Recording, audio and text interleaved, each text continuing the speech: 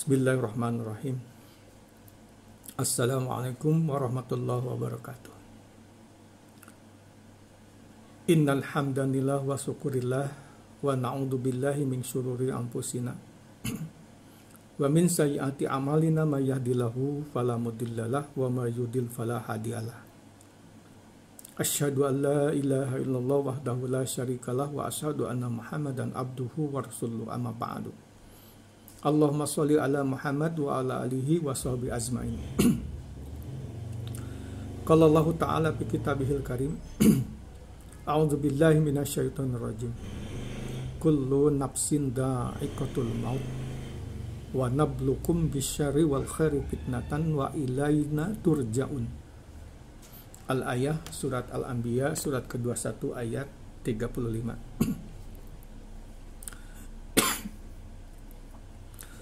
Hadirin ikhwatu iman rahimakumullah. Puji syukur kita panjatkan kehadirat Allah Subhanahu wa taala yang telah memberikan kenikmatan iman dan kenikmatan Islam. Agama yang kita yakini kebenarannya dan hanya satu-satunya agama yang kita yakini kebenarannya. Dan alhamdulillah pula di tahun 2020 ini kita masih diberikan kesehatan, juga kesempatan untuk menikmati ibadah Ramadan. Mudah-mudahan seluruh rangkaian ibadah Ramadan kita dapat melaksanakannya dengan diberikan kemampuan oleh Allah, sehingga seluruh rangkaian ibadah di bulan Ramadan mendapatkan nilai ibadah dan mendapatkan pahala dari Allah yang berlipat ganda. Man ja'a bil hasanatin falahu asru amsalihha. Barang siapa yang melakukan kebaikan asru amsalihha, maka Allah akan membalasnya 10 kali lipat. Al-An'am surat ke-6 ayat 160. Hadirin ikhwatu iman rahimakumullah. Saat ini saya akan membahas materi tentang cobaan dari Allah. Berkaitan dengan ayat tadi yang sudah Bapak kutipkan, surat Al-Anbiya ayat 35. Kulun nafsin, setiap yang bernyawa, dha'iqatul maut, akan menghadapi kematian. Wa nabluukum bisyarri wal khairi fitnatan. Allah akan menguji kamu dengan keburukan dan kebaikan. Wa ilaina turja'un. Dan kamu akan dikembalikan kepada Allah. Hadirin ikhwatu iman rahimakumullah. Kalau kita cermati ayat ini, ada 3 hal penting yang harus kita pahami. Pertama, tentang kematian. Kedua, tentang ujian dari Allah. Dan yang ketiga, tentang dikembalikannya kita kepada Allah. Pertama, kullu nafsin dha'iqatul maut. Setiap manusia, setiap nyawa, setiap yang bernyawa akan menghadapi kematian. Sebagaimana tercantum dalam ayat lain surat Al-A'raf ayat 34. Walikulli ummatin azzal. Fa'idha ja'a ajaluhum la yastakhiruna sa'ataw wa la yastaqdimun. Al-ayah. Ayat ini menegaskan bahwasanya setiap yang bernyawa pasti akan menemui ajal atau kematian. Dan ketika kematian itu datang, ajal itu datang, la yastakhiruna sa'ataw wa la yastaqdimun. Sesaat pun kita tidak bisa memajukan atau memundurkannya. Jadi kematian ini milik bagi mereka orang yang sudah tua, orang yang sudah dewasa, anak-anak, bahkan bayi. Ya, kalau sudah datang waktunya kematian, maka mereka tidak bisa menolak kematian itu. Oleh karena itu, sebelum kita meninggal, sebelum kita mati, maka bekal apa yang harus kita bawa nanti di penghidupan setelah kematian di Yaumul Hisab? Karena bagaimanapun, bekal kita di akhirat nanti setelah kita hidup, melalui proses kehidupan ini, yang dibawa adalah amal kita.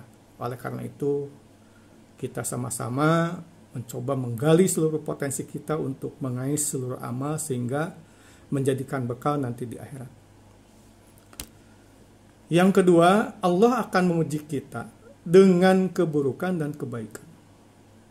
Hadirin ikhwatul iman rahimakumullah, berkaitan dengan situasi sekarang, khususnya di negara kita, sedang diuji oleh Allah dengan penyakit wabah virus corona yang sangat dahsyat, mengancam kematian. Ini adalah ujian dari Allah. Ini adalah sesuatu sebagai bahan peringatan dari Allah.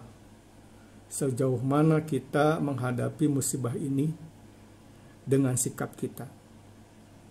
Oleh karena itu, apapun datangnya dari Allah, ujian itu baik kebaikan ataupun keburukan, itu tidak bisa kita halangi, tidak bisa, yang harus kita hadapi.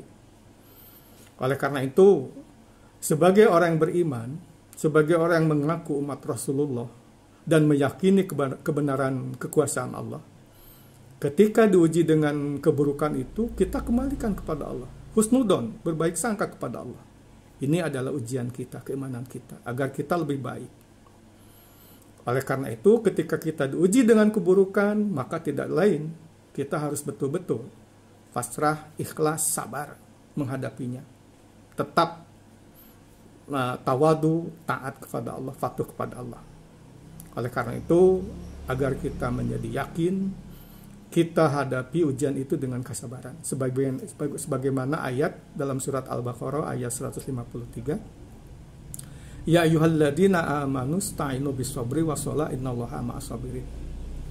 Bagaimanapun menghadapi situasi apapun, tetap kita harus bersabar, apalagi menghadapi ujian ini.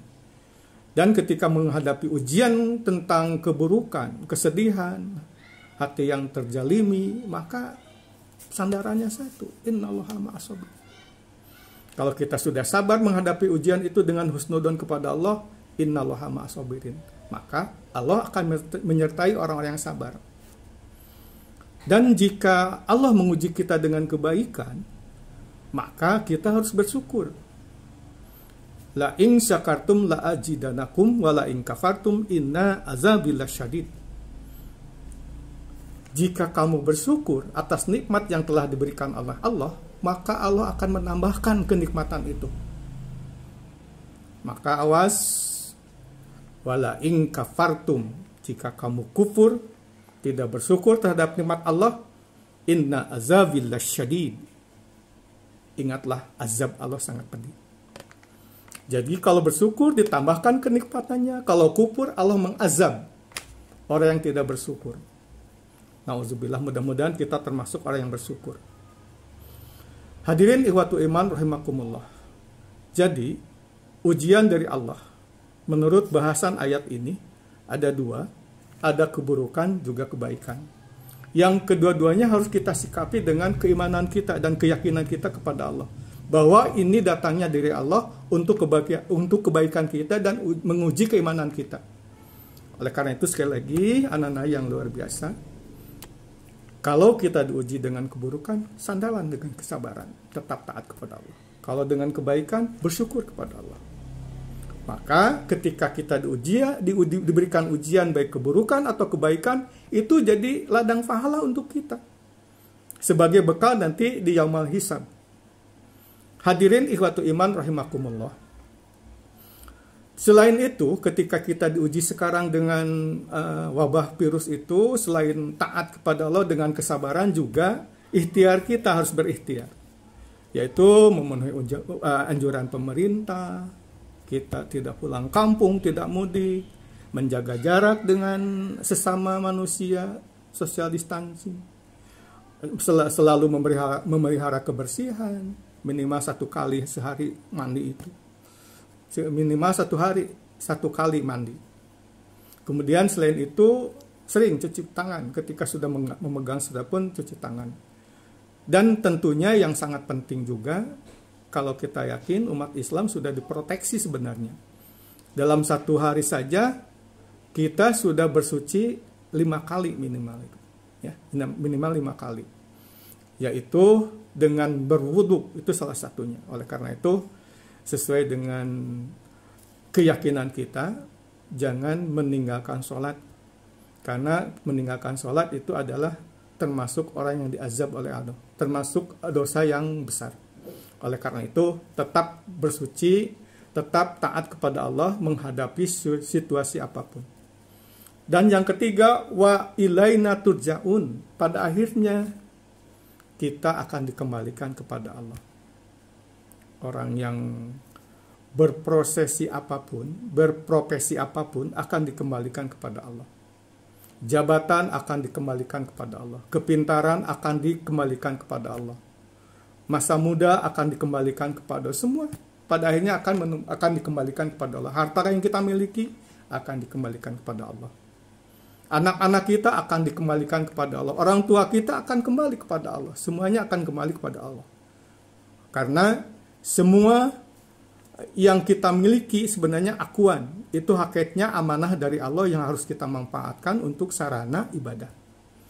Hadirin ikhwatu iman rahimakumullah, mudah-mudahan kita termasuk orang yang senantiasa istiqomah melaksanakan aturan Allah, sunnah Rasulullah. Apapun yang diberikan oleh Allah kepada kita itu kita anggap ujian untuk dijadikan kesempatan meraih pahala sebanyak-banyaknya. Oleh karena itu mudah-mudahan wabah yang kita hadapi sekarang cepat berlalu dan kita kembali ke kehidupan yang normal.